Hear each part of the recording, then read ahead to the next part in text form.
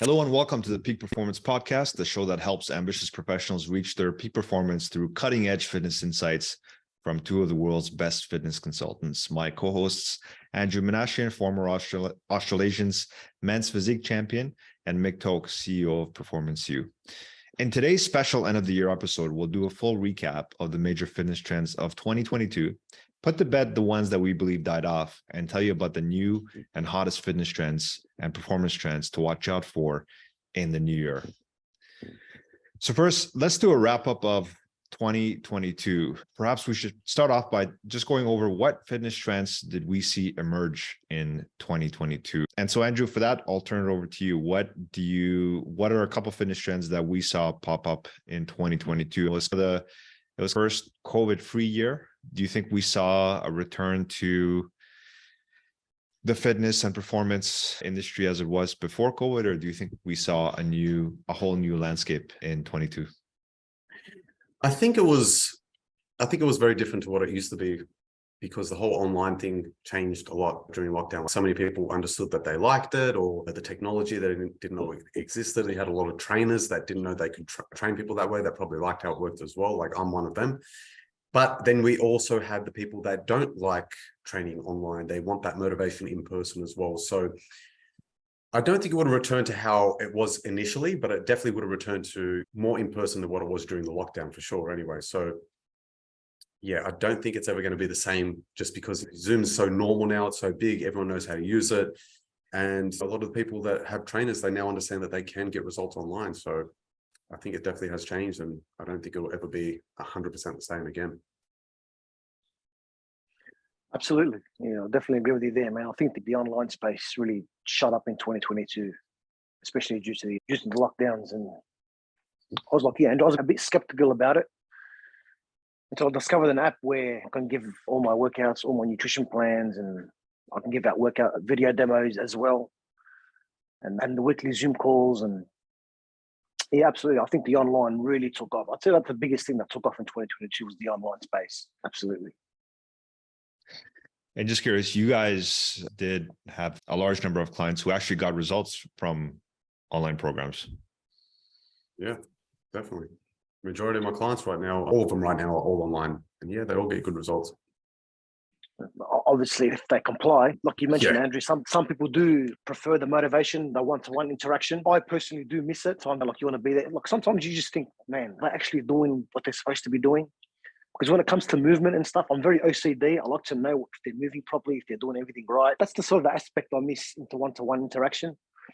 But but results, mate, if they're compliant, mate, absolutely you get results. It's convenient for them too. They can train at their own time. They don't have to train at a certain time, as if you have them in the one-on-one scene. So it's like, how do you say it? So the most common thing, and Mick, you'll know all about this, like your average person is, oh, I need the motivation to start.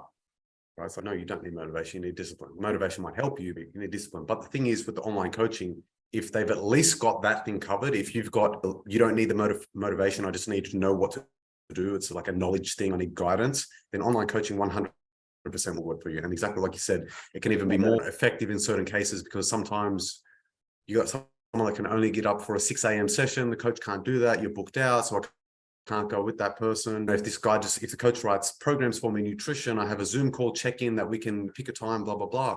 For a lot of people, it might work out to be even better than face-to-face coaching. And we could probably say most of these people that this would work better for would be professionals, CEOs, executives, business owners, and all of that. Because if you're motivated to do all of those other things in general, you may be more motivated to do the training side of things more so than the average person as well. So yeah, it can actually work out better for a lot of people. Yeah. Absolutely. As you mentioned with the CEOs and that, they're the ones that have got their shit together, man. So like, they've got their life sorted. They've taken responsibility for their lives too. So I think if they want to get their health and fitness on track, they're going to be like very compliant. So yeah, definitely agree with you. That's a big point you mentioned, Andrew. So that's absolutely. So do you guys think we'll see this trend continuing on and getting momentum in the new year, or do you think it'll just flatline at this point? I am seeing that my gym, for example, it's completely empty. I've been to a few different gyms and they're all empty. Look, I'd say your normal conventional gyms aren't going to be the same, because I've noticed there's a big decline in that. But what I have noticed is your group fitness. I joined the gym recently next to me in my place. mate, it's packed. I think people love like that camaraderie, that sense of community, that motivation. I think that's here to stay as well. But it depends on the gym though. So I think your F45s and your CrossFit gyms may be a little bit on the decline. But if you've got a good strength and conditioning gym where it's got proper trainers, it's got good programming, I think they're going to be on the up as well. But the online space, yeah, definitely here to stay. But yeah, your conventional gyms, I've noticed personally, yeah, definitely on the decline. Yeah. I think a big part of it was, so do you remember when lockdown first came on? It was, everyone was trying to buy weights. Everyone was trying to buy weights so they could train at home. I want a bench, I want some weights, blah, blah, blah. Your average person that hits the gym isn't doing anything advanced on average. So for your average person, a set of dumbbells and a bench and a treadmill is probably all they need. So one of two things have either happened. Either they like training at home now, or it's there, it's in the garage and it never gets used. Yeah. So yeah, it's one of the other. But yeah, I've noticed the same thing, like back when I was still in Australia at home. So we actually went to the same gym. We were going to World Gym. And yeah, it definitely wasn't as busy as what I remember it being.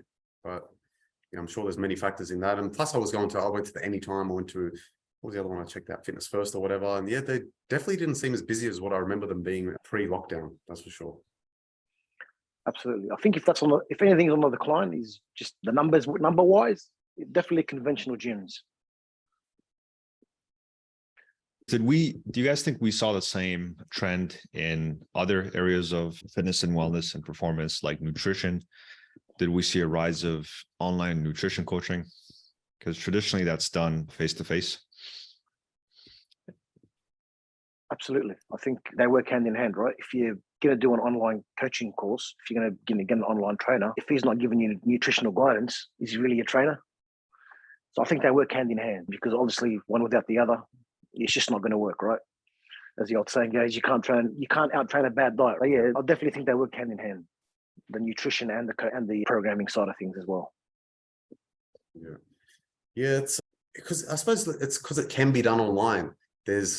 It would also depend on the actual person doing the coaching themselves. So some people like to work in person, some people want to work online. It's definitely more scalable online. Like you can work with more people online, you can travel the world and still help people and blah, blah, blah. So it just depends on the type of person. Some people just want to work in person. Some people value their freedom and want to work and travel at the same time. But yeah, the biggest thing that is hard for a lot of people to comprehend is they just can't get around the fact that I need my trainer in person. You don't really. You don't want them to hold your hand. Like I don't know, what can you call it? Like a weak mind? It's, I need to rely on this or rely on that. And they just don't have the priority straight. And look, there's a time and place for everything. Not everyone's going to have the right mindset. There's only so much you can help people. But I always go back to how bad do you want it? Yeah. If you want it bad enough, you make it happen, right? Yeah. I'd say the beginners, Andrew, especially the ones that don't know how to move, I'd say they're the ones that are going to struggle a bit at the beginning.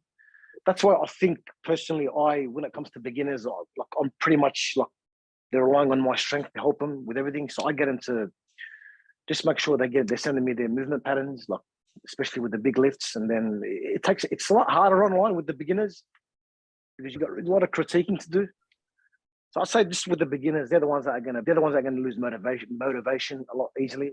Just the fact that they don't know what they're doing, they feel lost. But yeah. Good point, so yeah, I'd say the beginners are the ones that are going to struggle at the beginning, but that's you're going to have to actually put more time and effort into them. If they stick it out, obviously, yeah, they're going to get the results. But that's if they stick it out. So yeah. Well, online training is also more economical, right? Like it's a lot cheaper than face-to-face training because, as you said, it's scalable. Yeah. So you can even find.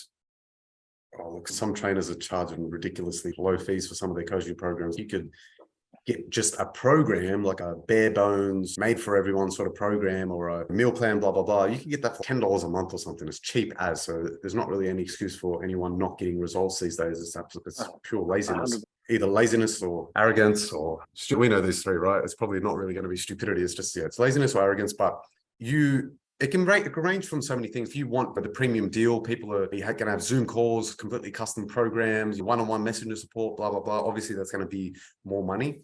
But if you just want a stock standard cookie cutter program, it can be very cheap. So again, there's not really any reason for people not to be able to. You can even get free program. If you went on Google and typed in free bodybuilding program, there's going to be something. But There's difference is there's 1.6 billion results will turn up if you do that. exactly. And same thing for meal plans, right? So you can get results for free, right? All you have to do is put in a little bit of work. But again, we always go back to how bad do you really want it? Because people say they want it, but they don't actually really want it bad enough. Priorities, man. It sounds like the rise of online fitness post-COVID has made personal training more accessible, more affordable for a larger number of people. Yeah, definitely has. So yeah, it's still, yeah, like I always go back to it because we've all heard this example. Like, I want a million different things, but I don't want it bad enough to go and do them all, like fucking ice skating or rollerblading or surfing and this and that. Yeah, I'd love to be competent in all of them, but I've got other shit to do. It's exactly like you said, Mick, priorities. I've got to prioritize that right now. I've got to prioritize this right now. So people are very quick to land back on it. Exactly like you said, Marcus, it's everywhere. It's free, it's cheap. If you want guidance, it's cheap as to get it done. But everyone's very, very quick to go back on that. What do you want to call it? Like self-justification of why they can't do it. It's like, oh, I don't have time. So you analyze their life and you're like, dude, you're watching Netflix for 6 hours after you finish work. What do you mean you don't have time? But I need to finish my series. No, that's cope, mate. That's cope. You can do it. Yeah. In other words, it's just not important to you. If another saying for I've got no time is it's just not important to me. So that's just better off using those words and not lying to yourself and not lying to your trainer, but telling us you got no time. I think that's where, at the end of the day, I think most people need someone to be accountable to. And as their personal trainer, you hold them accountable. Whereas if they were to use an app, or we have AI popping right now, if they were to use an AI, there's no accountability to them. I think most people, what they need is they need someone to be accountable to. Yeah, if you look at success in fitness, I call it the 3 pillars. It's fitness, nutrition, and accountability. If you're missing one, you're not going to get the results. Right? You could have the best fitness in the world. You could have someone to keep you accountable, but if your nutrition's not there, if you're not creating a calorie deficit, you're not going to lose the weight, right? And then if you don't have the fitness, but you got the nutrition and accountability, cool, you're eating right, but now you don't have the stimulus that you need to grow muscle properly. And then you could have the nutrition and the training. You could have the best programs in the world. You could have a team of 15 dudes with PhDs writing you up the most amazing shit. But if you can't actually stick to it, what's the point? So you definitely do need all 3.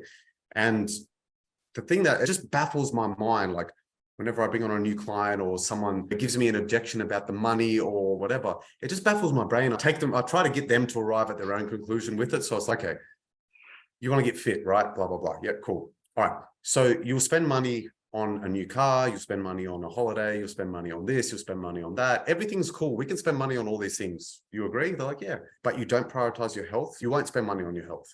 If anything, that's the most important thing, and you're not spending the money on it. So a lot of people's mindsets are definitely messed up when it comes to this stuff. Like that baffles my brain.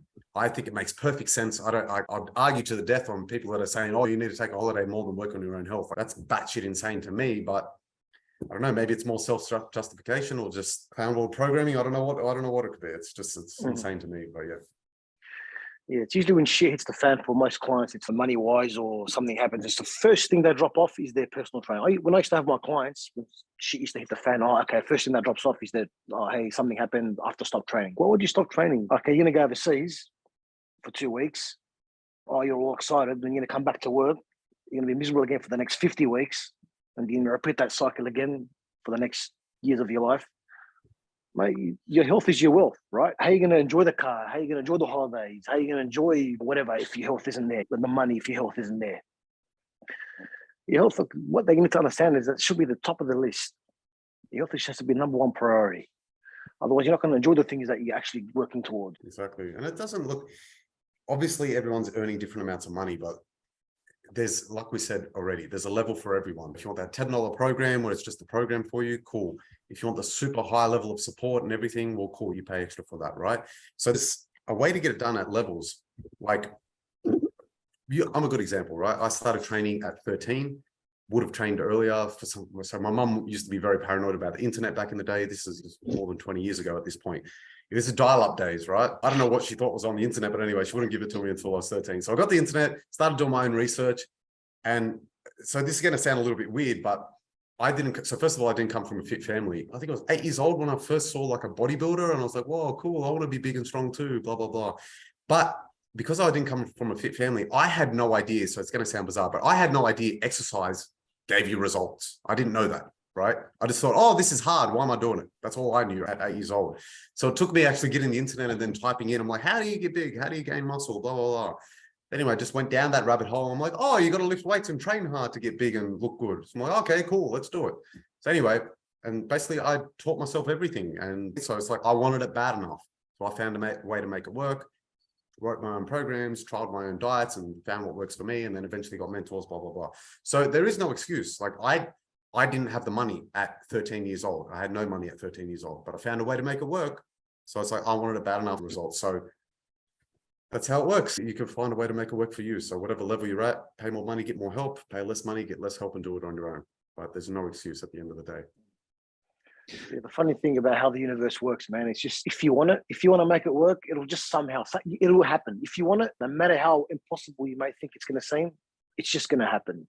That's one thing I've noticed over the years. That's come to my mind. You want it, it's just going to work out. It's somehow going to work out. Like you mentioned before, it's just how bad do you want it? So guys, online fitness is here to stay. So for the listeners who are wondering whether they should go for an online program or an in-person program, what would help them decide? I'd say like how bad they want it. I'd say it would be a good one. If they're not giving any excuses, if they're willing to put in the work and don't need their handheld, then yeah, online coaching will be great. If they're more of a beginner and they really don't want to do any work themselves and they're willing to pay money, then yeah, get an in-person coach, because like Mick's saying, they can help with the technique and all of that as well. But there's other factors as well. So let's say if you're more of an intermediate to advanced, or let's say I know how to do a squat, I know 80% of what I need to know, I just need this little fine tune here, this little fine tune there, and blah, blah, blah. Online's probably going to be easier for you. Whereas if you've got no idea what you're doing, you're very intimidated, you've never been to the gym, I've never even done a squat before, then yeah, probably in-person is going to be a bit easier for you. But again, it can work at any level. If you get an absolute beginner and they're willing to watch this exercise video, for example, I got the program on my app here. What do I need to do? Oh, I need to do a squat. How do I do a squat? Watch Andrew tell you how to do a squat in video form. You know what I mean? It's the same shit. The only difference is I can't be there to actually push your back forward and push your knee out or whatever I need to do. So I would say it's more so a case of how much money do you have? How much you're willing to spend? Do you have any experience? And how hard are you willing to work? Are you willing to do a little bit of looking into stuff on your own? Or do you literally want someone to hold your hand and push you into the right position? So I'd say that'd be a good few factors on how you can decide. I think either or. Look, for starters, if you do want to start changing your life and your habits and your health, it comes down to preference, your personal choice. Just as long as you're making that conscious decision, yeah, okay, something's got to change. Okay, maybe at the start, you'd think if you're a beginner, yeah, okay, I might go to trainer for the first couple of months, just show me how to move, show me how to eat. And then if I want to venture online where I want a bit more flexibility, get an online coach. But it's just about personal preference. If you want to make that decision, it's about what you prefer and what you're going to stick to and what's going to suit your lifestyle more. If it's going to come down to making a decision. Now, our audience who are ideally busy professionals, business owners, CEOs, founders, working people, which do you think would work better for them? Because on one hand, they have the money, like a CEO of a company or a business owner has the money for the high-end, high-touch, white glove personal training in person, but online will give them more flexibility. Yeah, it's a tough one. So we could argue it both ways. So for example, if you're living in or you're working in CBD in the city and there's a gym just 5 minutes walk or whatever it may be, finish your shift, walk out, go train, come back, whatever. So you could do that with a trainer, you could do it without a trainer. A lot of, from my experience, so if you, and Mick would know all about this as well, like the business guys, they tend to be very high dopamine. They need something new all the time. They want you to push hard, blah, blah, blah. That could be done in either setting. Obviously, it's going to be easier in person to push someone and think of a new workout on the spot or whatever you may need to do for these guys to keep them interested. So it can definitely be done either way. Yeah, it's a tough one, man. I'd say, yeah, either way, it's a tough one to figure out what they would like a bit more. In saying that though, we could argue the flexibility side of things. In the business world, you're not always going to get out at this time. You got to take care of something else, but I'm free a little bit later. So if we take into account all things, if they're working in a job like that as a busy professional CEO or whatever, that would most likely be the better way. So the online, because it's more flexible. Absolutely. I'd say even my advice, if you are a CEO or a business owner, I'd say get it out of the way early. Reason being is it's just there's something about training out first thing in the morning. It's just that adrenaline. It's just gonna set you up for the rest of the day, especially if you got a busy day. The last thing you want to do is probably go to the gym and with your personal trainer, your PT appointment at 4 or 5 in the afternoon, especially after a stressful day, because their brain is just on nitrous all day, every day. If you're a business owner, I'd say just to give you a fighting chance to get through the day, just to be a bit more flexible, I'd say first thing in the morning, get you out of the blocks. Training first thing in the morning, there's something about it that just gets you going. You don't crave food. You just seem to have more energy throughout the day. So I'd say, yeah, I'll definitely training in the mornings and getting it out of the way first situation in those circumstances. And with online fitness, you could do it literally first thing in the morning as soon as you get up, because you don't have to drive to the gym. That's, obviously depending on the program, depending on where their gym is, obviously. But yeah, like I said, it's a matter of personal choice, preference. Because I've trained a lot of corporates and businessmen where they like to come in, they don't like to think, they don't like to work out everything themselves. They like to be told what to do. Andrew, I'm sure you've had a few of those. So it's touchy. It's a tricky one. Interesting. Okay. But I guess the takeaway here is that it is now an option for anyone who's compatible with it. Opens up accessibility to personal training to a larger number of people, and it's here to stay heading into the new year. Relating to digital and online fitness, were there any noteworthy wearable technologies that came out in 22?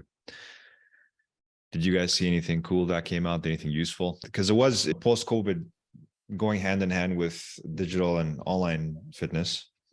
We also saw a rise of digital fitness wearables, but a lot of these, they're new, they're not really tested. There's some skepticism about what they do and the benefits that they offer. Were there any wearables that you guys liked that came out in 22? I only really know about the watches. I don't really know of anything else. Yeah, I didn't really stay up to date with it. I know the Garmin, as far as I could tell, was the top of the line one when I was looking into them. Track your heart rate and steps and GPS location, this, that, whatever. But at the end of the day, it's one of those things where, look, I used it. Like when I was starting to do a lot of jogging and cardio, I was starting to use that. But then after time, I just started using it when I was actually doing the jogging. Like I got sick of it. All the other, how do we say, the gut health stuff that I was talking about before, we could start arguing the effects of frequency or whatever it does. It projects onto you if you're wearing that thing all day, like you get some side effects of that as well. It's like keeping your phone on you all day, right? It's the same sort of thing. Like whatever side effects you're getting from that, you're getting from the watch. So I got a bit paranoid about that. I was like, you know what? Fuck, I don't want this thing radiating frequencies on me 24/7. So I'm like, nah, fuck it. I'll just go for a run. But yeah, a little bit sidetracked on that. But yeah, apart from that, I only really know about the watches. I don't really know about any other wearable technology. So yeah, you guys might fill me in. I'm not sure anything came out in 2022, but previously, I've used a few things. I've used the Polar H10, which tracks your heart rate. It tracks your morning heart rate, your waking heart rate, and your waking HRV, heart rate variability, which is awesome. Also, the Oura Ring. Have you heard of the Oura Ring? Yeah. That's a really good one. That does the same similar thing. It marks your sleep, it marks your stress levels. And I'll say the best thing about those, it's actually going to dictate what you should be doing for your training for the day.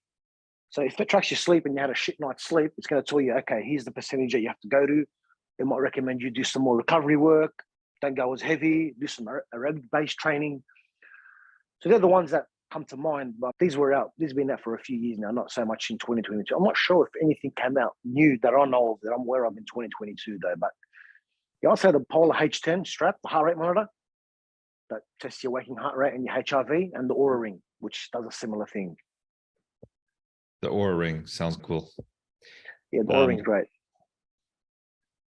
One thing that I've seen anecdotally, and you guys let me know if you're seeing this in other gyms, is I'm seeing massage guns now at every single gym, and people actually using them. I didn't see that a couple of years ago before COVID. So what do you guys think about massage guns and their use? So when you look at muscle tissue or whatever in general, like the best way to have healthy muscle tissue is to be able to move good, have good mobility, and blah, blah, blah. It's kind of like a Band-Aid so that you're addressing the symptom with this. I'm sure everyone, if they're being honest with themselves, oh, I did the massage gun on my traps. Cool. A couple hours later, it's sore again. Unless you're using it for an hour of relief, cool, fair enough, if that's what you want. But if you actually want to fix yourself properly. I personally have got a Theragun and I love it. Yeah. I mean, obviously because, sorry, keep going. Do you find it actually helps, like long term, or is it more so just a quick relief? Because we're trainers, we're the experts, we know what we're doing, right? We know how to move well, we take our joints and our muscles to the full range of motion. We actually know how to do, I use it, mate. It's been a bit of a game changer for me, to be honest, the gun. Because I know what I'm doing. I know how. What have you found? How has it improved? Like, what, do you feel better, or you can move better, or? I mean, I had my IT bands and my quads were super tight. I started using them every day. You can change the setting to speed and the strength of it, and mate, I found they work pretty good. It absolutely works. Long term, it fixed my quads up and it fixed my pain around my knees. Yeah, interesting. I was using it pretty much every day though. Were you also adding in any mobility stuff as well, or was it just pure? Hence why I said, we do a lot of mobility work, we do a lot of stretching. But that by itself, like you said, is definitely a Band-Aid. It'll give you short term if you're not doing everything else correctly. Yeah. I mean, obviously, sleep, hydration, mobility, stretching, soft tissue work. It works hand in hand. But if you do it by itself, you might get maybe a bit of relief. But like you said, it does definitely come back. But obviously, we know how to do it. I know how to work it. I know how to pull it into my routine, as well as my stretching and my mobility work as well. Yeah, awesome. Yeah, that makes sense. I was going to say, if it was just that was all you're doing, I was trying to like, really? To tell me more, because if it's that easy, maybe I'll do it as well. But yeah, I was more so doing like a lot of the mobility stuff. That's definitely, but yeah, you're doing it the right way, bro. At least you're doing all the right shit with it. Absolutely. Definitely, if you say by itself, definitely a Band-Aid effect. We'll give you like, I don't know, maybe an hour relief, but if you're doing the same old shit, if you're not moving properly, then okay, yeah, you got problems. Well, Mick, since you seem to have figured out an effective way of using the massage gun, it sounds like you have a system, you've developed a system for yourself. Maybe you could do a video sharing some of those techniques on how to get the most out of your massage gun. How much is a massage gun? Oh, I paid Theragun. I paid about $800 for it. Okay. It's pretty much not cheap. Yeah, not cheap at all. And now you see some online, like obviously not Theragun, but like the little knockoff ones for like $20-$30. It's crazy, man. Yeah, I'm not sure they'll be the same, but yeah, my one. I don't think so. Yeah, I got mine right in the heart of COVID, the midst of COVID. I got my one, but a year and a half, 2 years ago. And yeah, like I said, because I'm using it correctly, and yeah, I'm happy to share a video of how I use it. Absolutely, Marcus. That'll be awesome. Okay, so massage gun, I think it sounds like that's probably a trend that will stick around. I think I'm not sure if it's going to. Reason being is because I've hardly see him anymore. I don't see him as much. Okay. So you think that's one that might die off, or fizzle I'd out? say so. It could. It definitely could. But if you do know what you're doing with them, they're worth the investment. If you really want to go down that route. Next question I have for you guys is, what was the most ridiculous fitness trend that you saw pop up in 22? Probably face shields and bacterial spray all over the gym. That's my opinion anyway. Look, I definitely agree with you there, Andrew. Fitness trends in 2022. I'm trying to come up with a name. It's been around for a while though, but it'll come to me. But it's one of those isogenics, those shakes. I'm not sure what they are. Anyway, they've been around for years, but I mean that's just one trend that just came to mind. But as far as trends in 2022, I'm just going to go with Andrew. Yeah, definitely the social distancing and the sprays and the shields and all that sort of shit, man. But yeah, crazy times. Crazy. Any other trends from 22 that you guys think will fizzle out and that people should stop investing in and stop spending their time on? I'd say when it comes to health and fitness, just do not take advice from mainstream media because they absolutely do not have your best interest at heart. They come up with a load of rubbish. Just if you want to get advice on your health and your fitness, just hire a professional. Please don't listen to your government or don't listen to mainstream media. I'd say that's what you should, that's what anything in 2023, I'd say go down that route. And stay away from your governments and stay away from mainstream media when it comes to health and fitness. Yeah, I think an easy way to look at that is pull up a picture of the health minister in X country. How does that health minister look? On average, they're fat, out of shape, they look miserable, and they just do not look like healthy human beings whatsoever. So why the fuck am I taking health advice from you? What's his name? Hazard? Was it? Yeah, Brad Hazard. There was Kerry Chan and Hazard and Brad Hazard. Did you see did you see the state of their health? They both looked horrible, absolutely horrible. Like, I wonder how these health ministers get their position. It's very interesting, isn't it? If you do a background check. I don't have their degrees or whatever it may be, but I guarantee you I'll do a better job as a health minister than them. In saying that, I'd also get assassinated, so it's probably not a good idea. If I start handing out, hey guys, everyone, I'm going to need you to take some vitamin D3 tablets. You need 10 to 15 minutes of sunlight a day. We're going to do this exercise, that exercise, this exercise. The pharmaceutical industries in whatever place I'm managing would go fucking broke. So yeah, I don't think it'd be a good idea because I'd be assassinated very quickly. So maybe there's an agenda there. Maybe this is why these people have these positions of power. Maybe. Something to think about. Hence my point, just do not take any advice from mainstream media or any other government. Just seek a professional when it comes to health and fitness. Absolutely. Okay. It sounds like 2022 wasn't too crazy of a year in terms of new fitness innovations and new fitness and performance technologies, et cetera. But other than some of the COVID stuff that we had to deal with, sounds like it was a pretty tame year. Looking forward to next year. What kinds of predictions do you guys have for next year? What trends should people watch out for? What new technologies, workout styles, et cetera, should people keep an eye on?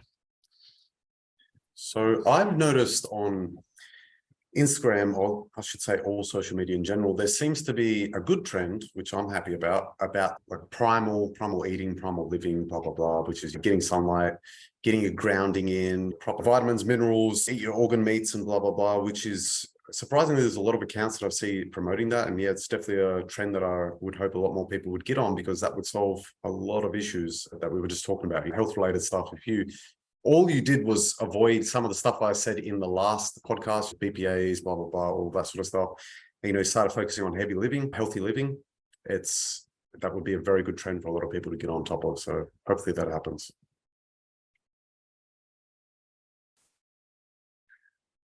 I'd say in 2023, things to look forward to. I'd agree with Andrew's points with your primal eating and stuff. I'd say incorporating a lot more. So when you think of breathwork, walking, and meditation, you think old people, all that weird hippie shit. But I'm seeing a lot of gyms that are incorporating a lot of meditation into their programs, a lot of breath work into their meditations. Obviously, walking outside and getting some sunlight, getting morning sunlight, because obviously staying indoors all day and your health is definitely not optimized by getting artificial light all day. But yeah, I'd say the breath work and meditation and yoga and all that sort of stuff, these have been around for millions of years, but I think now they're starting to incorporate into the gyms, into programming, just as far as longevity and performance-wise. And as you mentioned, Marcus, when you mentioned about what workouts and what techniques, mate,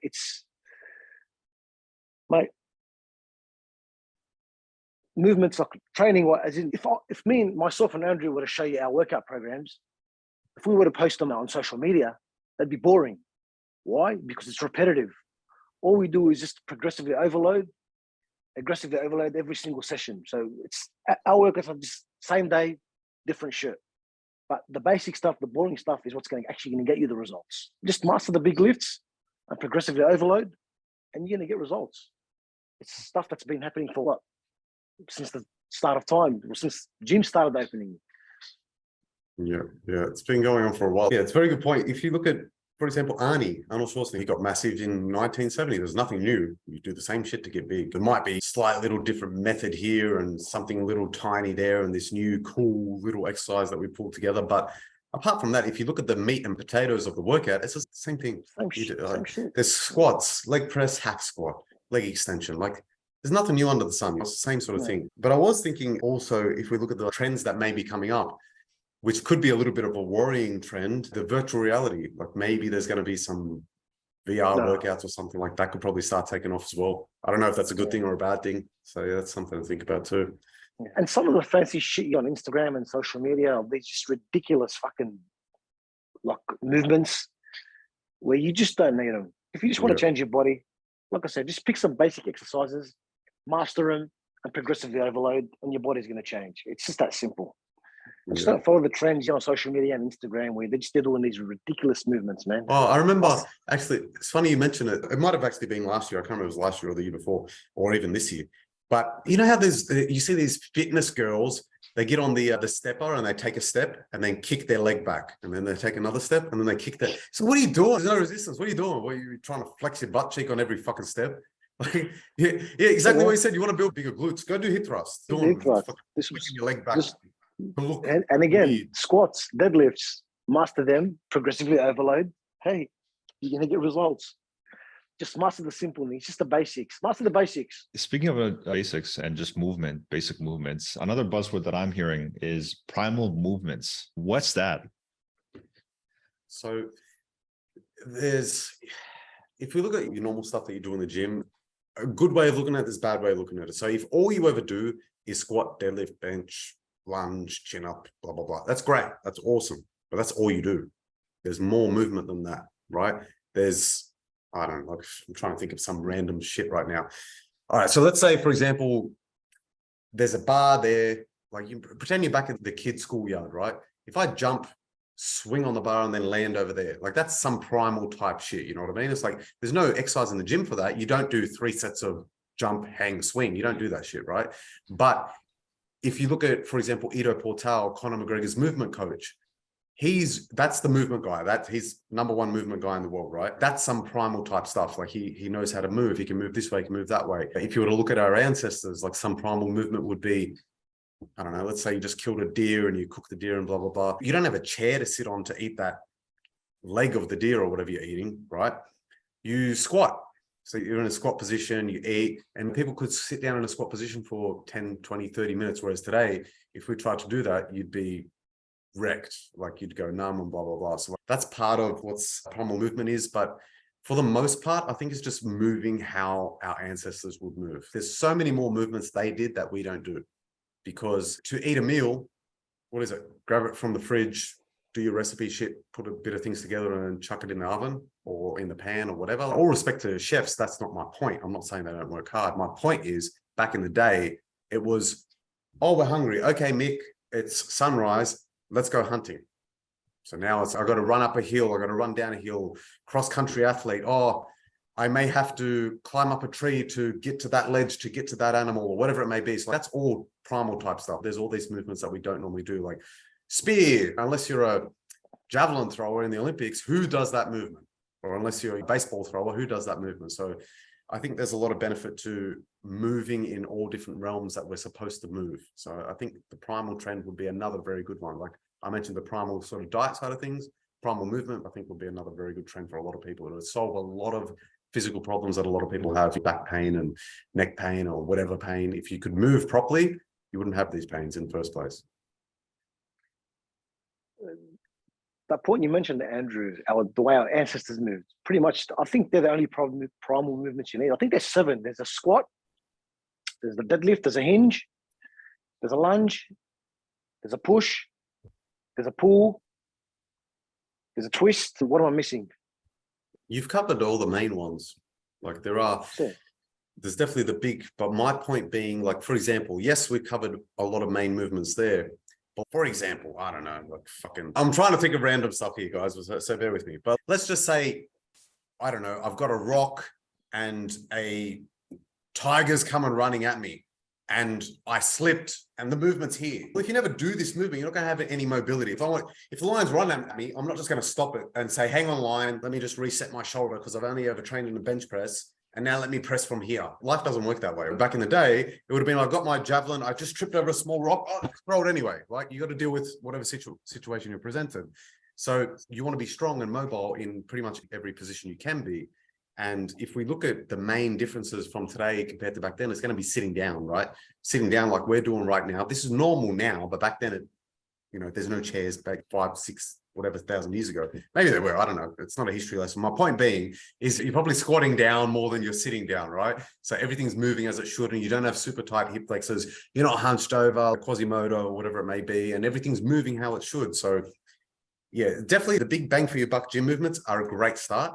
But I don't remember the exact line he said, but so Ido Portal was saying, people that go to the gym are the ones that spend the most time on their physical health, but get the least amount of benefits from it.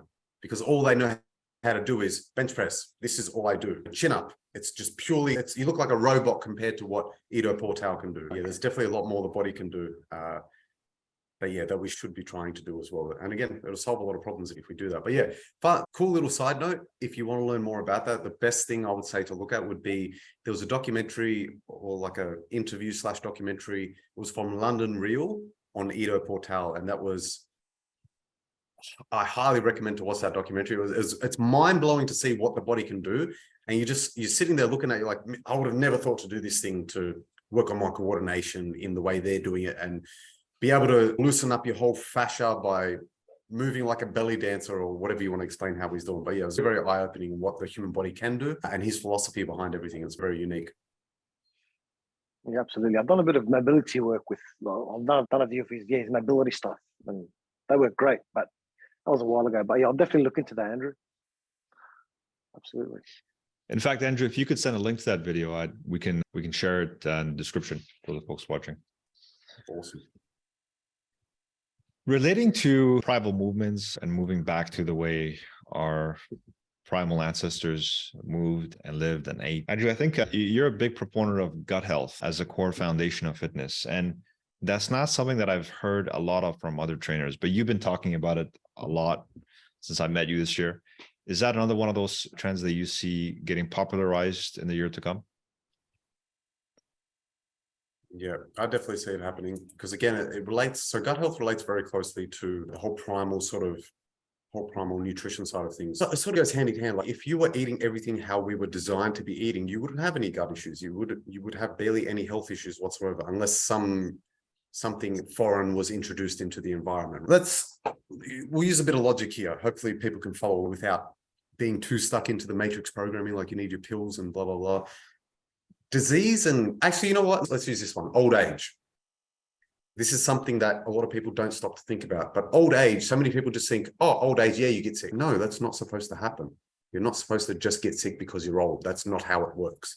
You may not function as good as what you were when you were 20, but you're not supposed to have Alzheimer's and arthritis and broken hip just because you're old. That's not how things work. The reason that you get sick in the first place is because your body's breaking down over time. And the reason that old people tend to be more sick than young people is because they've had more years of damage. It's that simple, right? Now, if we look at primal living and everything, it's basically eating what we are designed to be eating. So I'll use a very interesting example of meats and organ meats. And again, something a lot of people don't think to analyze. But if you look at muscle meat, it's very high in the amino acid methionine. If you look at organ meats, they're very high in the amino acid glycine. Now, if you're constantly eating too much methionine as opposed to not getting it balanced out with glycine, that can actually cause some health issues over time, inflammation being one of them. But if you look at our ancestors prioritized organ meats, they were the most valuable part of the animal to eat. Whereas today, it's very weird. Dude, you eat liver, you eat brains, but you're crazy. It's not as crazy as what you think. Just because it's not normal doesn't mean we shouldn't be doing it. And vice versa. Just because everyone's doing it doesn't mean it's normal and you should be doing it, right? So the primal living and the gut health side of things it's very interesting. And hopefully, like I said, I do hope that it takes off as a trend for more people because it will solve a lot of health issues worldwide. So another example would be if we look at beef liver. It's the good thing about, all right, We could talk about Liver King and how he got caught using gear, but he did do some good for the world. So he did a lot of good for the world in terms of waking people up. So I'll give him that. Good on him. And he owned up to his mistake. So good on him for that too. But if you look at what he brought out, like liver, right? Liver is nature's multivitamin. It's the most nutritious thing on the planet. And this clown world programming is telling us that the acai berry is a superfood. It's like, cool, yeah, it's good. It's good for a berry. I'll give it that. It's good for a berry, right? But to compare the nutrition in acai berries to liver is insane, absolutely insane. Like liver is, I forget the numbers off the top of my head, but like the vitamin A content was like through the roof. This vitamin, that mineral, blah, blah, blah. Everything was absolutely insane. And if you were to compare having, say, 100 grams of beef liver compared to a multivitamin tablet, it's night and day. Like take that beef liver every day. It's way better for you. We're not designed to have artificial vitamins and minerals. We're designed to eat meat. We're designed to eat liver. I'll give you another thing for people to think about. I want you to think about this as well. Whatever method of creation you believe in, if you believe it's God, if you believe it's Big Bang, or whatever you believe it is to be, I'm sure we can all agree that at some point we discovered fire. What were we doing before that? How were we eating our meat? We must have been eating it raw, right? Like, I don't know history, but I'm pretty sure we ate raw meat before we ate cooked meat. I'm sure we can use logic to agree on that point. So we could also argue there must be something to that. Are we supposed to eat certain things raw? Are we supposed to eat certain things cooked? How does that work? I would argue that we're supposed to eat certain things raw. There's also some evidence to show that some of the nutrients and enzymes are destroyed in the cooking process.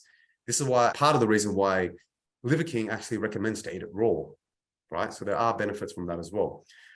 Now, we could also argue some of the bacterial side of things when it comes to like gut health and all of that as well. I don't remember this tribe that was studied off the top of my head, but I do remember the gist of what the results were. So there was a certain tribe, I don't know where they were from, but they were analyzing the bacterial inside the gut from stool testing and blah, blah, blah. And what they found was, if you look at how our guts work right now and what bacteria that we have inside of us, there's not that many in terms of variety. So for example, some people have SIBO or negative gram-bacteria or whatever. But if you look at some of the bacteria inside of these tribes, they had, basically, if we had what they had, we'd be in hospital. But the reason they're able to handle it is because their bacteria is their system is so strong and robust because they've been in the wild, they've been eating raw meats, they've been eating this, they've been doing that, blah, blah, blah. So they've been exposed to all these bacteria like their whole life. So they're extremely strong and resilient in that aspect. Whereas for us,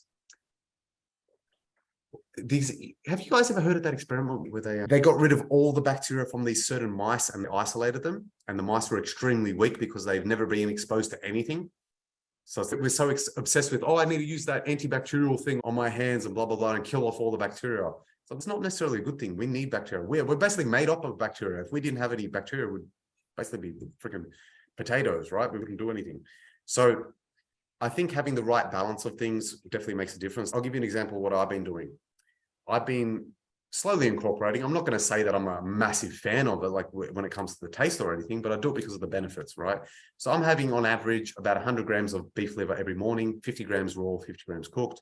And I'm having like, at the moment, I've got duck eggs because of the cholesterol content. So I'm having like 4 duck eggs and 100 grams beef liver every morning. That's like basically my breakfast. When I was in proper routine, I'm still sourcing things because I'm still new to the city. But I was also having basically an organ meat lunch as well. Like for me in particular, I prioritize lamb's brains, as crazy as that might sound to a lot of people. The reason I prioritize lamb's brains is because I have very low cholesterol. I'm still working on that issue in particular.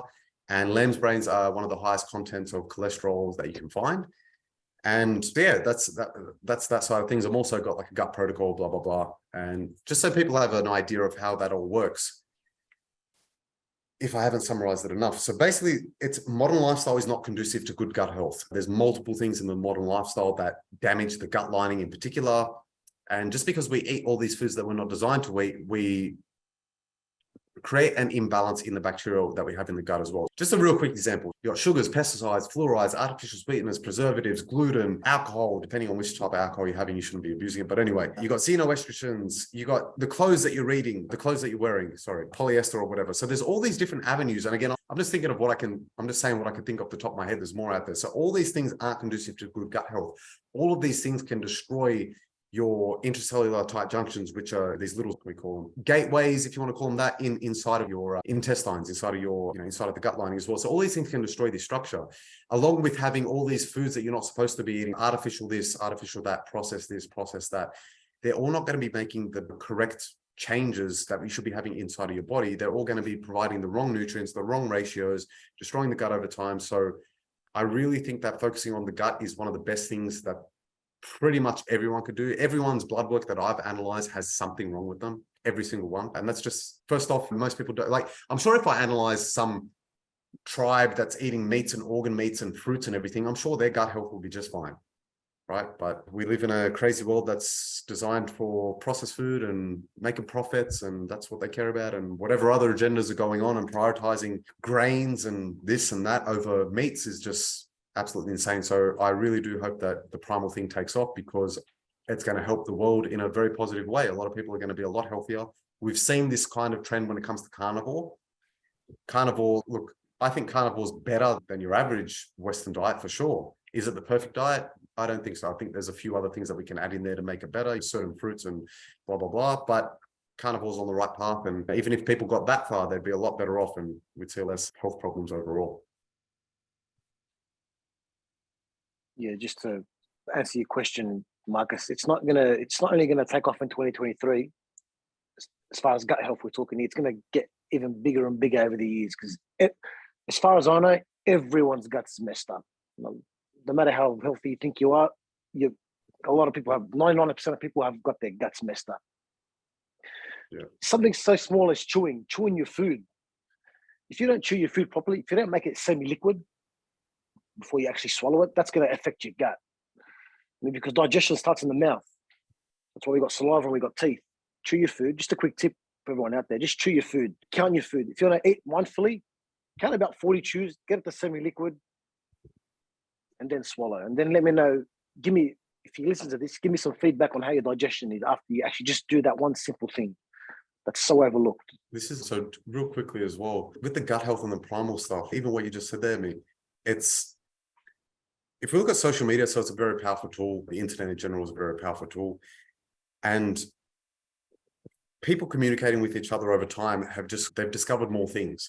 And this is one thing that I think is really good about the primal stuff. So it's like the truth, right? Once you see the truth, you can't unsee the truth. So this is really good that so many people are waking up to what the truth of health actually is. Like I said, on social media, I've seen so many more primal related pages come out. Like it's crazy, which is good. Like it's an absolutely good thing. One of the biggest ones being Carnivore Aurelius. I think he's got over 1 million followers, and he's got extremely good engagement. Good on him, spreading a very good message. So yeah, if more accounts like these come out and more people start to wake up to the truth, I think that over time society will shift, and which it already has. We've seen the rise of organic food and blah, blah, blah. And all these places are starting to stock liver. Like it's a normal thing now. There's more businesses that sell it. There's more businesses that sell paleo related things. So it's good. We're on a good upward trajectory. So hopefully that continues and it just gets bigger and more popular. Absolutely. And so it sounds like eating liver is probably going to be a trend. The Liver King set that in motion toward the end of the year. Yeah, hopefully. Just curious, where do you get liver? Are there restaurants that serve liver, or I've never seen liver on the menu? So I normally just get it from a butcher or whatever. Like I'll find like a good organic butcher or a grass-fed butcher or whatever. You just sort of develop the relationship with them. Some butchers don't sell it over the counter. Some butchers, oh yeah, if you want it, we can give it to you, blah, blah, blah. But in general, a butcher, in terms of restaurants, that's a more tough thing. Unless you got some, I don't know, healthy restaurant or something. I haven't really seen it as often. The only sort of liver-related thing I've seen at restaurants is like sometimes you got a Lebo or a Turkish restaurant. Even the Brazilians, sometimes they bring around like chicken heart and stuff like that. Yeah. Because sometimes you see like chicken liver on the menu, but it is rare. It's definitely harder to find in restaurants than I would say from a butcher. That's for sure. Absolutely. Yeah, there's some good actually butchers around here. This is where I live in Bondi. There's a lot of health conscious people here. So yeah, there's some good butchers around Bondi where you can get some organ meats. Organic too, so yeah, you're not going to find them anywhere else other than a good butcher. So yeah, very rarely going to find them at restaurants. Mick, I think either you or Andrew touched on longevity as well. Actually, I think it was you, Andrew. You touched on longevity. Do you think that's also going to be a focus area going in the new year? Yeah, there's some good actually butchers around here. There's a lot of health conscious people here. So yeah, there's some good butchers around Bondi where you can get some organ meats. Organic too, so yeah, you're not going to find them anywhere else other than a good butcher. So yeah, very rarely going to find them at restaurants. I actually think it was you, Andrew. You touched on longevity. Do you think that's also going to be a focus area going in the new year? Well, yeah, it all ties back. Like it all ties back to gut health and the primal stuff. So gut's the foundation of health. And like we were talking about the elderly, where they just get sick and everyone just believes that's normal. That's the paradigm that we all live in. If everyone had good health from the beginning, even from now, if you're 20, if you're 30, if you're 40, if you start on it now, it's better late than never. So if everyone started focusing on gut health, yeah, that would increase their longevity. That would be they would be functioning better into older age. And the other thing is, again, it's just a paradigm that most people are subscribed to. So we could also look at, for example, movement or training. Oh no, I'm too old to go to the gym. That's bullshit. You're not too old to go to the gym. So it's the same thing with eating. If everyone actually continued some activity into old age and actually ate well into old age, that would extend their age and they would be functioning better as they age as well. Just because you're 70 years old doesn't mean you need to be in a wheelchair. You know what I mean? I don't remember who it was, but I do remember seeing something where there's a lot of old people where they can't move, they need a walking stick and they got hunched shoulders and posture, blah, blah, blah. I remember seeing someone in that condition, starting with a trainer. I'm pretty sure it was like a yoga-related mobility trainer. And I remember seeing her a few months later and I was like, wow, that old lady looks in shape. Good on her. Well done.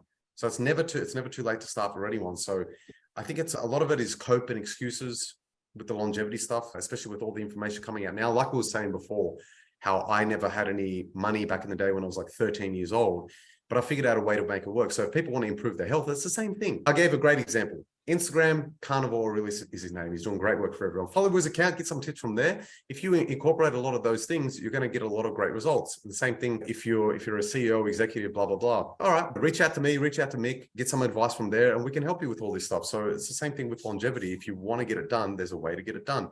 And the great thing is as the years are passing on, more and more information is coming out there. Like I was looking into optimizing health from a younger age, like 20 years old, but there was no information out there. So what's this, like 13, 14 years ago? There's no information. I'm like, how do I optimize my testosterone? The only information I can find is take steroids or get on TRT. What the fuck is that? That's a Band-Aid at most. That's not fixing any issues. Like, how can I be the best version of me? This information was very hard to find 14 years ago. Whereas today, it's the amount of testosterone and primal living and this, that, Instagram accounts alone is staggering. It's countless ones. So the information is out there. The takeaway is do some study or reach out to a professional and get it done. There's more than enough resources out there in this day and age to make it work, which is a great thing. And hopefully that keeps taking off. Mick, I know you're a big proponent of longevity. Yeah, absolutely. I think that's going to take off. Personally, with my coaching, it's going to dissect with muscle building and longevity. So I'm going to incorporate a lot of performance and longevity stuff with my sort of clientele. It's just on top of my mind. There's breath work. What would you say is the most functional thing we do as humans? Breathing. We can go without food for weeks, water for days, but air, just a few short moments. So you got to learn to breathe well using your diaphragm. So that's full inhalation and full exhalation. You see, your diaphragm is not only important for your aerobic function and your carbon dioxide tolerance, which is massive for your physical and mental performance, but your breath work is also good for your biomechanics, the way you move. So if it's the most functional thing we do as humans, if that's dysfunctional, everything else after that is going to be dysfunctional. So by limiting your ability to breathe, you're limiting your top end performance. That's whether that's running, squatting, deadlifting, playing, etc., etc. And also nature walks. Walking in nature, we all know the benefits of doing, just connecting with the earth, getting your feet, going to the beach, feet on the ground, feet on the grass. Also, you got creating blood flow, movement, hot, cold plunges, creating space in your environment, creating space in your mind, meditation, getting your joints and your muscles to the whole range of motion, mobility, exercises for your muscles and joints. Yeah, that's just a few, just when it comes to longevity stuff that I want to incorporate with my clientele. But yeah, I feel that's definitely going to take off because we all want our performance not degrading. We like to be free. Like, a bit ironic about to see what's happened in the past couple of years, but yeah, performance and longevity are going to be a big part of what I do personally. And I've just got a feel that's going to take off as well. It's going to be a big trend in 2023 and onwards too. Awesome, good stuff. And Mick, earlier you mentioned how because of the COVID lockdowns, people missed the community element, and you were suggesting that we might see a resurgence of community and social type of fitness. Do you see that as the trend that will carry on into next year? Yes, absolutely. Because obviously outdoor training, the benefits of getting sunlight and getting fresh air whilst you're training in a group environment. Like I said, you got that camaraderie. Also, cycling is a big thing. Surfing, running in groups.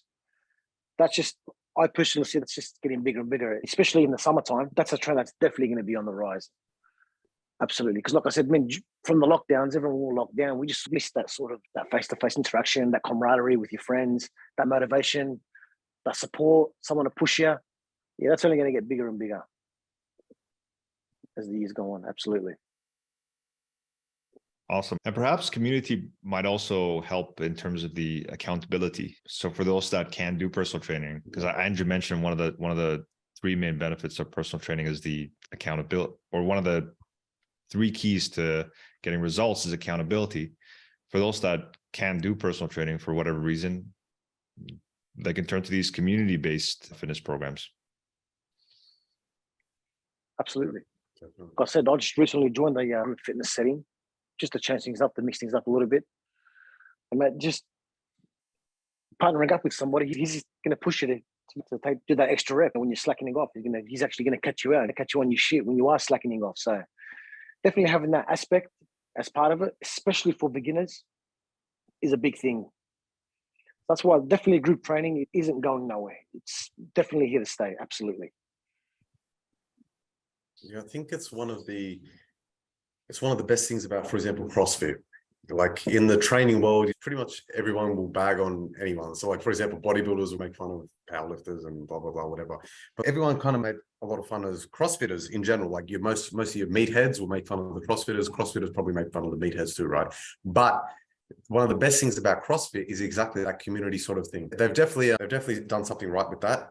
I think it would be good as well if we could get something similar to the primal based thing as well. Like, I'm not saying anything's wrong with the gym, but it would be good to get more awareness of movements and blah, blah, blah, especially from sitting down all day. It'll be a good change of things as well, because just because you do those main 7 movements, it's not necessarily going to solve all your problems, and it may not fix all the issues and blah, blah, blah. Like a real easy example to understand here would be, for example, the ratio of strength between a bench press and an external rotation.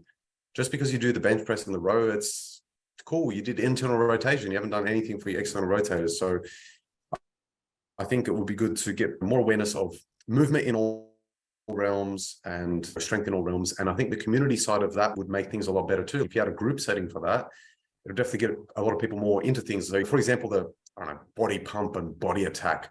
Cool, you're burning calories. Why don't you do something more, incorporate better things with burning those calories? So yeah, hopefully that takes off. It's interesting how we're going into the new year 2023. We're deep in the 2020s in the future, but some of the effective fitness trends that are taking shape are taking us back to our primal days. I find that very interesting. You got your gut health stuff, your organ meats, your community-based fitness, a longevity focus. So that's interesting. After all, our primal ancestors, they would probably crush us in all areas of performance, physical and mental. So that'll be an interesting one to watch. One more prediction I'm going to make, and this also ties a little bit into the primal fitness aspect of it. I'm seeing a lot more guys in the boxing gyms. Now, I'm not sure if that's the YouTuber Jake Paul effect, or it might be the Andrew Tate effect, but I'm definitely seeing a lot more guys in the boxing gym. Are you guys seeing that too? Yeah, not just the boxing, just the MMA in general. MMA in general. I think that's got a lot to do with the UFC, because the UFC is probably one of the fastest growing sports right now. People could argue that's even bigger than boxing, but yeah, I think that's just the rise of these boxing gym, MMA gyms, Brazilian jiu-jitsu. Yeah, they've all gone through the roof. I'd say that's got a lot to do with the UFC. Just the fact that that sports has just exploded. Yeah, it's a good trend, man. Like, how do you say it? It's normally the weakest guys, the ones that can't fight, that cause all the trouble anyway. The biggest, baddest, strongest guys in the gym. Like, you go to a jiu-jitsu gym, like the black belt, like he's the nicest guy there. It's the same thing with boxing. Unless you're a pro boxer and maybe you're egotistical or whatever, different story. But your average guy that can fight He's super humble. He's not going to go out of his way to cause any trouble or anything like that. So I think it's a really good thing. And yeah, hopefully that keeps taking off as a good trend in 2023. It's definitely not going to cause, I think society would be a lot better if everyone could fight as opposed to if everyone was weak and fat. So let's hope that takes off. Awesome. And hey, it's a form of exercise too. Exactly. And if one enjoys it, hey, by all means. Someone used to ask me, what's the best exercise to do? My advice to them is the one that you enjoy, the one that you can stick to. And if that's boxing or that's jiu-jitsu or running, cycling, whatever the case, something you can stick to, something you enjoy. So it's the same. I do the exact same thing with my cardio. So like I've been there, done that. I've competed and blah, blah, blah. But if I look at what type of cardio I want to do right now, give me a Muay Thai session, give me kickboxing, give me BJJ, give me something like that. If I got to go on that elliptical, I'll get it done. I'll put something on YouTube or something. But am I enjoying myself? No, I'm like counting down the seconds. I'm like, come on, let's get over with this thing. Whereas a boxing session, I'm enjoying it. So let's go. I'm good. I can do it every day. It's fun. So yeah, definitely a very good point there. Basically expanding on that, if we could relate that to cardio, we could relate that to resistance training. Let's say someone wanted to get bigger, but they really didn't like bodybuilding for some reason, right? But they really like CrossFit. Cool, do CrossFit. You're still going to get bigger. Might not be as jacked as a bodybuilder, but do what you enjoy. Very good point. So we touched on the primal aspect of fitness. Andrew, earlier you mentioned the possibility of VR starting to take off. Some are saying that VR is many years away. Facebook, Meta, they've realized that the hard way. They try to push VR and no one's really buying it. Do you think that might pick up in 2023, or do you think that's more of a 2030 kind of trend? I'm not too sure, to be honest. I'm not the tech whiz, but I'd say it could if more marketing and all that was done, if maybe the Oculus or whatever, I don't even know what they're called. But yes, if they get a bit cheaper, maybe more people will jump on board as well. I suppose if the right programs were introduced, it could definitely help. Again, I'm not a fan of these, what are they called? It's group classes like Body Pump and Body Attack and all that. I'm not really a massive fan of them, but if it's going to help some person that's stuck at home that doesn't have the money, or they can afford this and this is going to motivate them or whatever it may be, then yeah, awesome. It's going to get them in shape. Great. Put on the VR and get it done and pretend you're in a classroom or whatever. If it's going to make you do it, do it. It's do what works. If it works, if you get the results that you want, do it. So yeah, if it's going to be for the benefit of people, then yeah, hopefully that takes off, and hopefully it doesn't get too out of hand, or AI or whatever else may be incorporated with that. If it's for people's benefit, I'm all for it. Funny you ask, Marcus, because a friend of mine's got a VR, and I literally was using it a few days ago, and he put on some boxing thing for me, and like literally this guy was it's like you're in an actual boxing match, funnily enough. And as I was using it, this guy was throwing punches at me, and I'm ducking and weaving, and I'm throwing uppercuts. And I'm like, it was like an actual workout. It literally was like I was in an actual boxing match.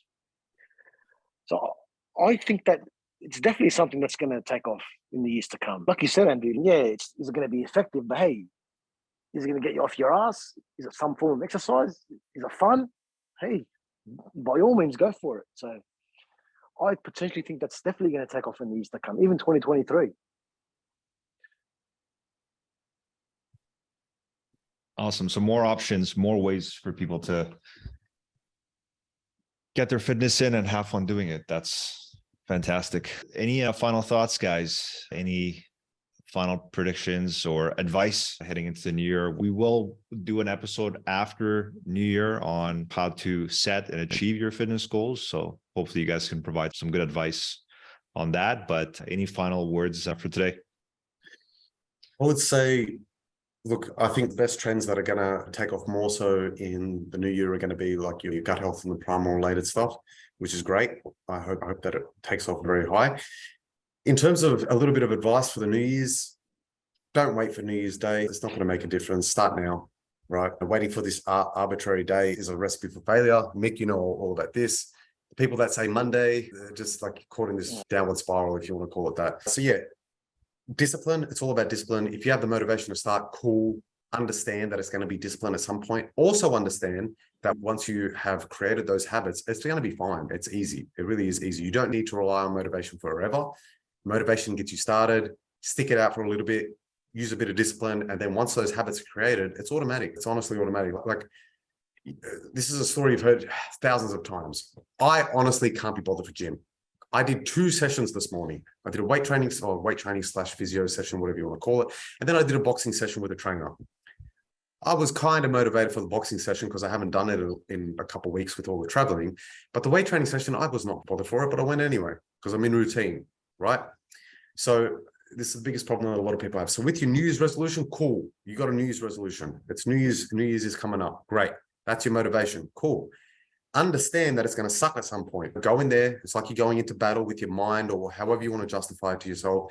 So, okay, cool. I got motivation. I'm going to do this. I'm going to lose this amount of weight. Awesome. Great. I'm glad you're at that point. But you need to actually want to apply this and understand that it's going to suck. So it's all right. I got 2 weeks motivated and now I'm not motivated. Okay, keep going. Don't put your plan. Don't make your plan too hard. Make it a plan that you honestly can say that you can actually do it. If you're there sitting thinking that you can go from 0 to 5 days a week training at 1 hour with a super strict diet, don't do it. I'm telling you right now, don't do that. Unless there's something else in that equation that's going to help you. Like, for example, you're paying $100 a session, you got the best trainer in the world, they're going to message you all day, different story. But if you're on your own with just the program and you don't have anyone with you, you don't have a training partner, you got no one to keep you accountable, don't make it that hard. Make it 2 or 3 days a week. Make it 10 to 15 minutes if you have to. Just ask yourself honestly, can you actually do 100% what you say you're going to do? What likelihood is it out of 10? If it's 10 out of 10, do it. If it's not 10 out of 10, make it easier. So that's my advice going into the New Year's. And if everyone does that, I guarantee you will get results if you follow what I just said. Awesome. How about you, Mick? Absolutely. Yeah, just going off what Andrew said. Look, those that start Monday never get shit done. Start today. Start now. And look, if you got just big lofty goals, sometimes thinking about the end goal can be a little bit daunting, can be a little bit overwhelming. I'd say the biggest advice I can give you there is just only thing you should be thinking of is, did you get to the gym today? Don't worry about what you look like. Don't worry about how big your glutes are, how big your pecs are, your biceps are. Is the only thing that you should be worried about is, did you get to the gym today? That's it. Wash, rinse, repeat. Do the same thing tomorrow. And then before you know it, you start to see some results. And then you start to build some better habits. And then before you know it, okay, yeah, that's how habits start to become. Just like I said, don't focus on the end goal too much because it gets overwhelming. It can get a little bit too daunting. The only thing you should be focusing on is, did you get to the gym today? That's it. And do the same thing tomorrow. That would be my bit of advice now, just for the new year, for 2023. Awesome. And just one more thing, what trend, so you guys are suggesting that people start right away and not wait for the new year. What trend do you guys think people should look into as soon as they get a chance? And I'd say the primal eating would be the biggest thing that'll make a difference to them. So if you look at the primal stuff as well, it's not just, a lot of people don't understand the depth of which gut health goes. So for example, like inflammation or energy or focus or libido or whatever, or drive, all of these things are affected from gut health. So look, your average person has something that's not optimal. Your average person is not optimal. So whatever issue you may be facing, try and, again, it's the same sort of thing that I was saying with start at a level that you can manage. Gut health is very comprehensive. You don't want to be going from 0 to 100, being super strict, going from Tim Tams and, I don't know, Ben and Jerry's ice cream and Kit Kats and blah, blah, blah, to all of a sudden eating raw liver and duck eggs and crazy shit like that. Don't do that to yourself. That's a recipe for failure. You would transition. You would make it easy. Like I said, 10 out of 10, how likely are you to do what you say you're going to do? Maybe you start off on having 1 bite of raw liver a day. Maybe that's your starting point. Cool, start from there. Maybe you want to start with cooked liver. Just cool, start from there and transition to whatever the perfect version of what you're trying to do is. I'm not even at a perfect point just yet because right now I don't know where the supplies for all the things that I want are. I found liver, but I haven't found lamb's brains. But I'm not going to beat myself up over it. I'm doing better than 99.99% of people on the planet. I'll take that as a win for now and then transition it once I get a lay of the land over here. So yeah, biggest trend to look out for, primal eating and gut health. What do you think, Mick? I'd say definitely the primal eating too. That's okay. Taken off. That's massive, especially with as Andrew mentioned earlier, with food flavor and stuff and all the vitamins and the minerals and just the health benefits of it. And to be honest, look, I'm old school, I'm traditional. Never have been one for trends, but just get to the gym, be consistent, and do the boring stuff. Just repeat it, progressively overload, and you're just going to get results. There's just nothing it's not hard. People think it's hard when it comes to transforming your body. Have you ran a marathon? That's hard. Have you seen what the Navy SEALs do? That's hard. Have you been in a third world country where a mother's struggling to put food on the table? That's hard. Us here, we got it easy. We live cushy lives. It's definitely not hard. Just be consistent and do the boring stuff. That's pretty much it. Like I said, definitely not one for trends. But yeah, just do the boring work, eat your beef liver, like Andrew said, and just be consistent. All right, awesome. Thanks, guys, for a very interesting discussion from 2022. It sounds like online and digital fitness is here to stay. And this year, it sounds like the primal stuff will be the trend that you guys encourage our listeners to watch out for. All right, that's our wrap up of the fitness trends in 2022 and our thoughts on the latest trends heading into the new year. Like I said, in our next episode, we'll talk about how to set and achieve fitness goals for the new year. Mick already touched on that, but we'll expand on that. We'll expand on that a bit. And that's it for us, guys. Subscribe to the channel so you don't miss it, and give this video a like to support the channel. Thanks everyone for tuning in. Enjoy your New Year's Eve. Happy New Year, and we'll see you on the other side.